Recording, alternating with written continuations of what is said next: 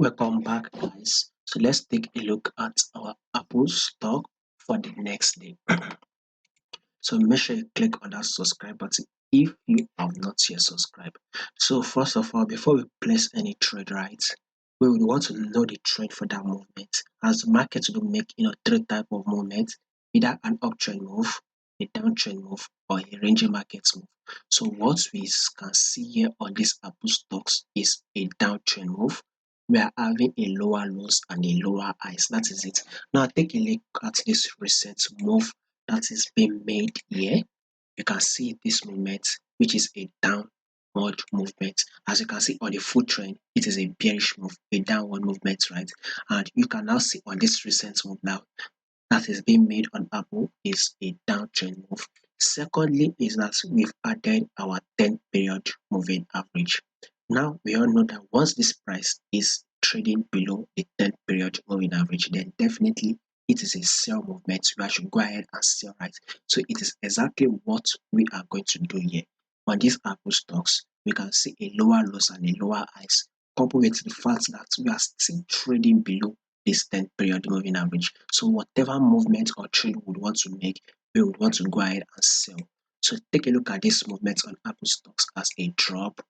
You would now see this to be a correction, then again a new drop. You see this new lows and a correction is being made.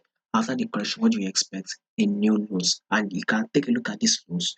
These lows actually has broken this previous lows. So we actually added these lows that you can see in this bearish move. I think price actually opened at 131. Currently, it is trading at 129. Price got to its level of, I think it's 128 or 129. Price got to that level. Anyhow, price has broken below this previous lows. So that is to tell you that more lows is to come on these Apple stocks. Since price has just broken this previous lows, we still need this price to actually drop more before a pullback will be made. So on these Apple stocks, we will be expecting a bearish move. Now, let's see where this price will be moving for the next day by going to the 4-hour time frame. So you can see on the 4-hour time frame, this is a bearish move.